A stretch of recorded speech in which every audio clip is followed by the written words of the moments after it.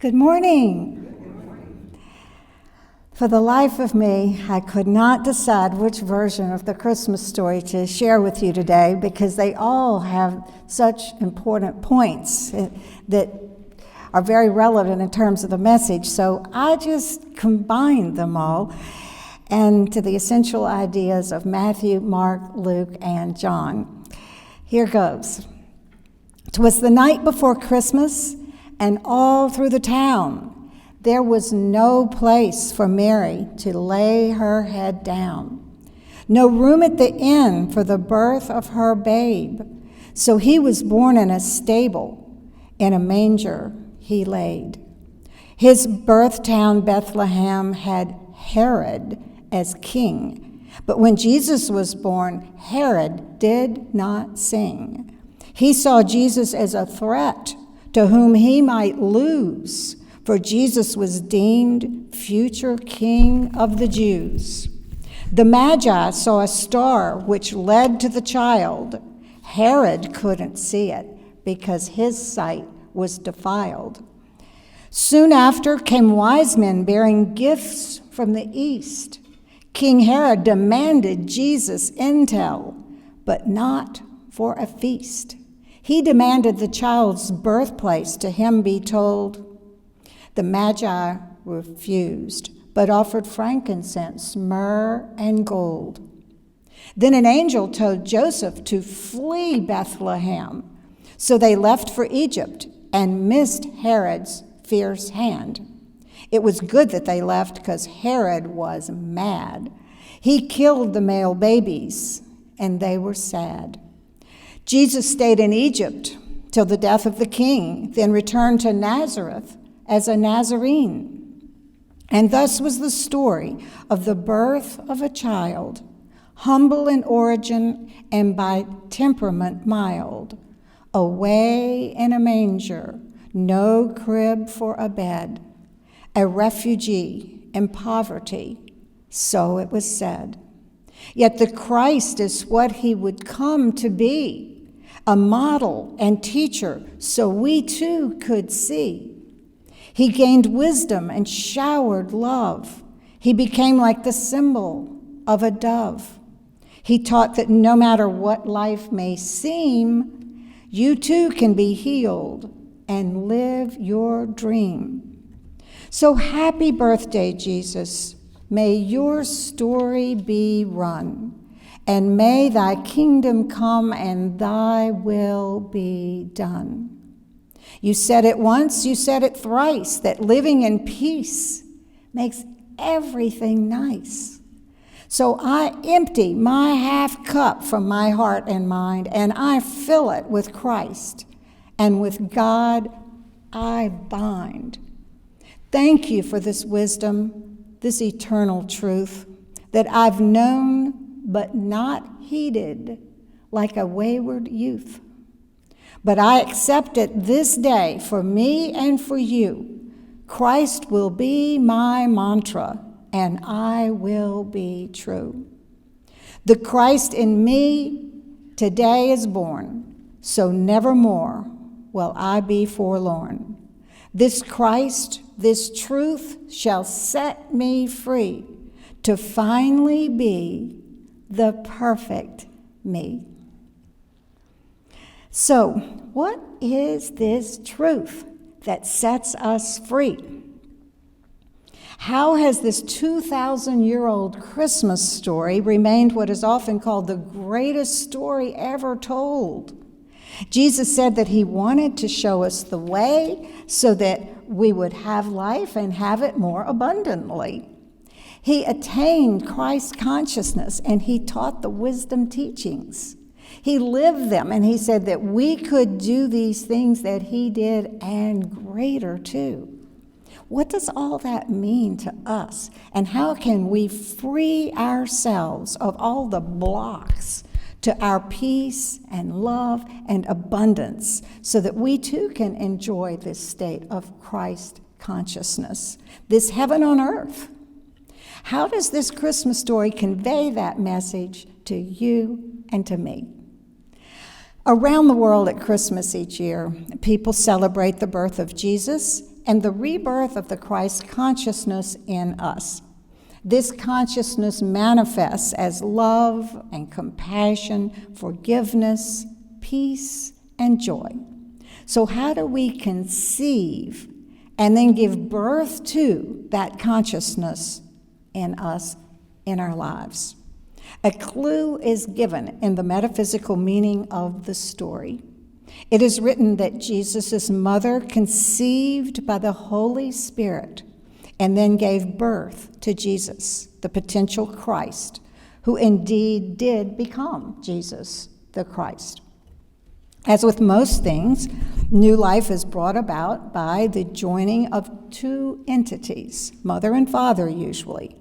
In the biblical story, these two entities represent spirit and matter. Jesus' mother represents the matter that was joined with spirit.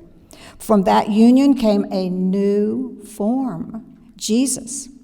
Jesus was the result of that holy union, the alchemy of spirit and matter, which became the Christ. After the union of our matter with spirit, our body with spirit, the Christ is born in us too. When we allow ourselves to be impregnated by spirit, that is when we incorporate the higher levels of life into our earthly being, we too give birth to a new being. We are reborn. That is what Christmas represents, our annual rebirth of our Christ consciousness. Everyone has a physical birth, but only those who choose to join with Spirit are thus reborn. We all have the divine in us, but we don't all choose to give it form by uniting with the spiritual levels of life. If we do, we start manifesting a higher order of reality in our lives. We start seeing the divine order in things because we start seeing them with our Christ vision. So how do we arrange this union, this marriage of our matter with spirit, so that we can produce that rebirth in us? First of all, as we've talked about so much all year, we make the commitment to do so. We make the commitment. As with all marriages or unions, there's a commitment involved. We commit to join our matter, our physical individuality, with the higher levels of life. We commit to that. Unity co-founder Charles Fillmore calls this process raising the natural man to the superman. We commit to take the high road, the road of love, compassion, wisdom, and unity. And as with any good marriage, the commitment really isn't a sacrifice because the rewards are so great. So the Christ consciousness that brings about joy and peace in our lives is possible through this alchemy of joining our body of matter with spirit. That so-called higher state is our evolution. It's really our natural state, of course, because we are all divine in essence. That's who we are. That happier and more peaceful state is what we all deserve and what we all can have. It's our choice if we just commit to the marriage of spirit and matter in us. That's what Christmas is all about, is the rebirth of our Christ consciousness. That rebirth, that being born again, is what Charles Fillmore called being born as a higher being, a being capable of manifesting the 12 powers that we talk about so much and study here at Unity. Those 12 powers enable us to manifest the kingdom of heaven on earth. We'll review these 12 powers in our candle lighting service today. Unity does not teach that the kingdom of heaven is some physical place out there on some pink cloud that we go to after we die. The kingdom of heaven is, among other things, the state of Christ consciousness or higher consciousness that we can manifest right now, every day, every minute in our lives if we choose to. It's that state where everything just turns out right. And it's yours if you choose it. So we give birth to this higher consciousness in us by committing to join our physical being with our higher spiritual selves. Next, we must protect this newborn consciousness in us. Like any baby or new growth, it is very fragile. It can be affected by outside influences when it is in its infant state. In the Christmas story, this dangerous outside influence is symbolized by King Herod. Metaphysically, Herod represents the ego part of us that listens to worldly, negative, unwholesome, materialistic influences that endanger that newborn Christ part of us, that little baby that we need to protect. So we are like the parents of this newborn Christ consciousness in us, and we must decide what is unhealthy in terms of thoughts and influences and what we want to protect it from. Charles Fillmore says, our first experience with the new birth in us points the way to another country. In other words, we too need to go to another country, just as Joseph and Mary took the baby Jesus to Egypt to protect him from King Herod. Metaphysically, this other country, this Egypt, is another state of consciousness, our higher state of consciousness that we need to go to. We need to protect this newborn baby in us.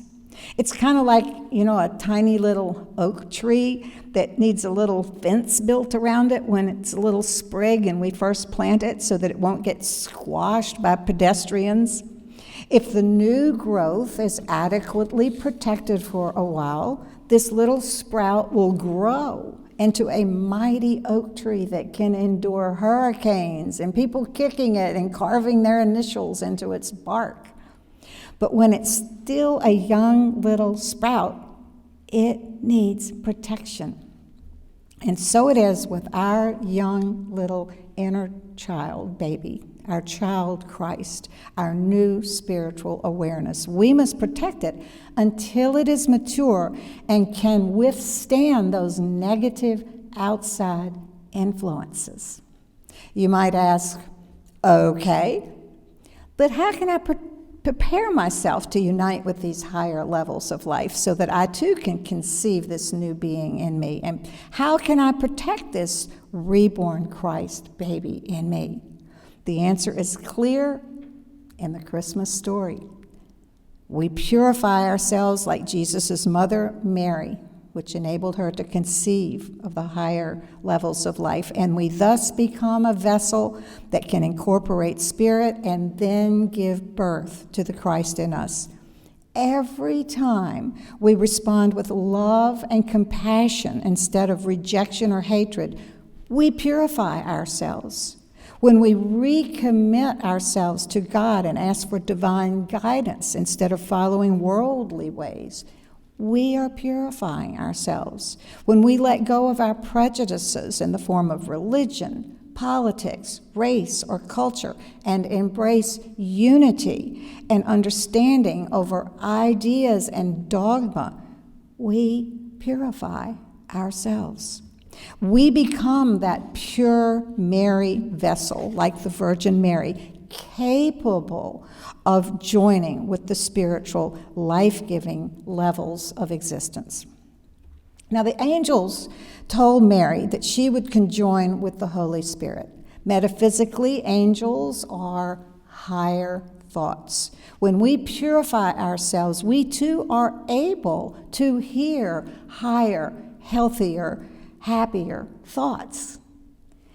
Mary represents purity, but then something else is also needed in order to manifest and then protect this new evolved state in us. Purity needs wisdom. In the biblical story, Mary needed the understanding wisdom faculty, which helped her complete the process of birthing, protecting, and raising the child. That wisdom faculty is represented by Joseph, her husband. The story says that Mary was pure in mind and heart, free of anything ungodlike. But she needed a wisdom.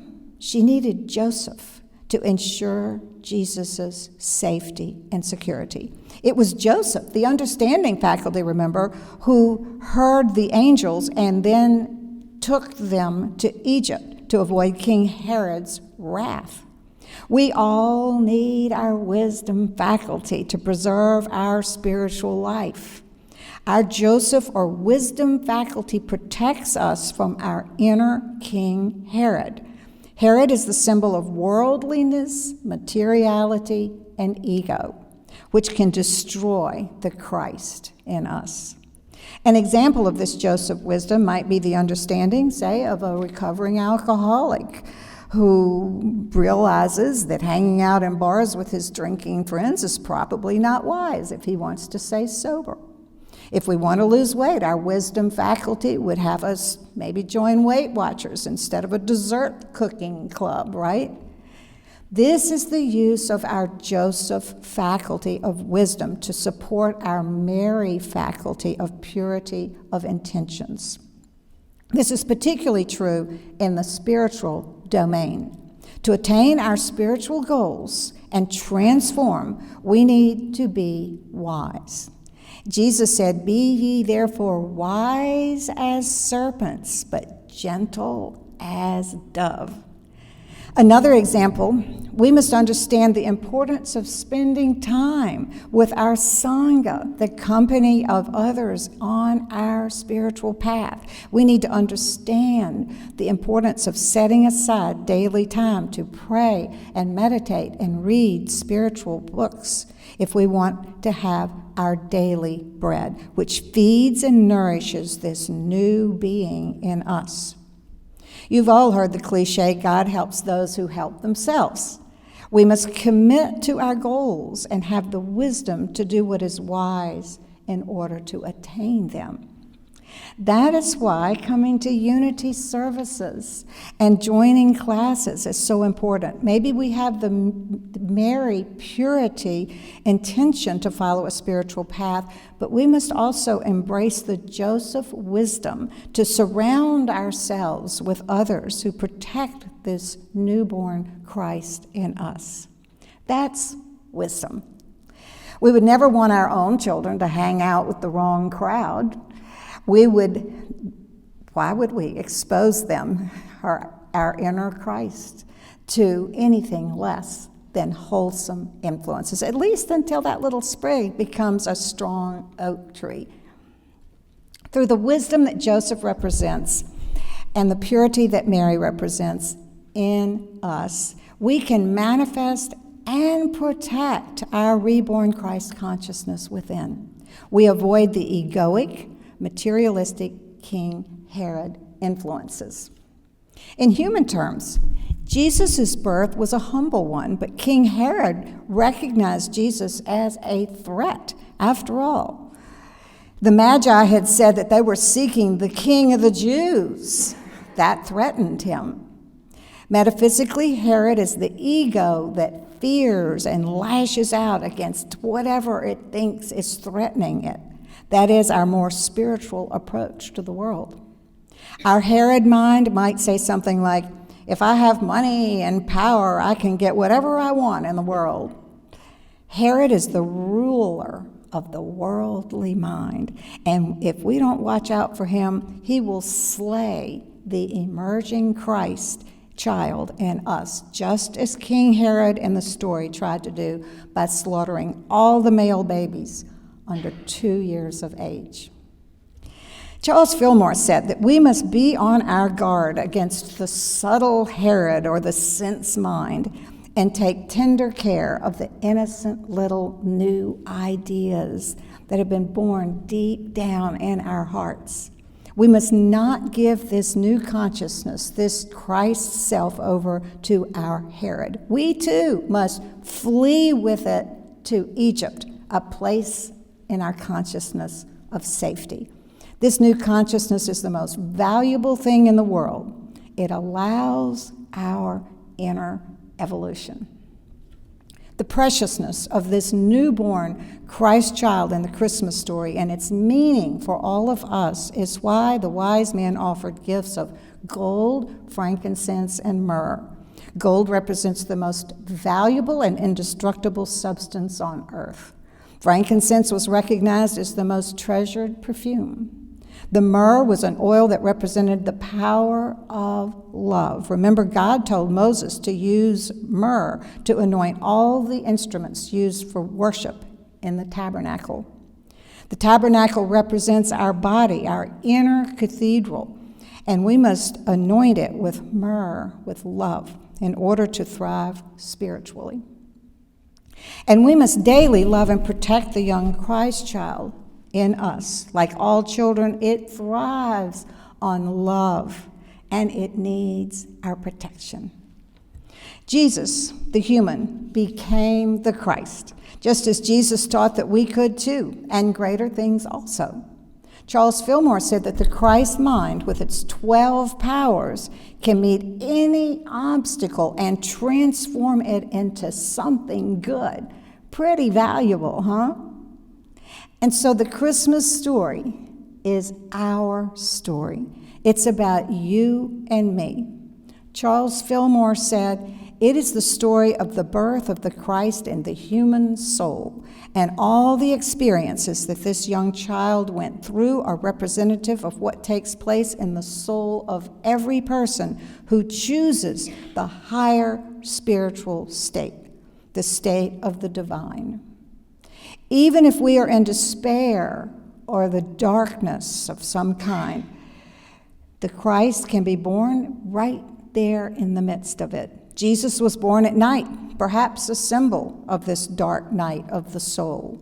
And remember that sometimes things are darkest before the dawn, before the light.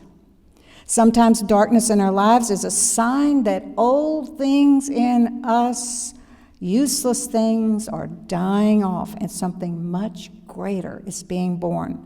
Maybe a new understanding that will completely change our lives. So, in order to bring forth the new you, the Christ you need the love and purity of Mary joined with the wisdom and protection of Joseph. We need to nurture the love, purity, and wisdom in us to be able to conceive, birth, and protect that higher Christ part of us. We need, like the shepherds, to watch over our flock. Metaphysically, the flocks are our thoughts. We need our inner shepherds to watch over our spiritual new growth and to discipline our King Herod egoic and materialistic thoughts that block the higher levels of life. And like the wise men, we need to look to and follow the light of our Eastern star, the star representing life's spiritual life.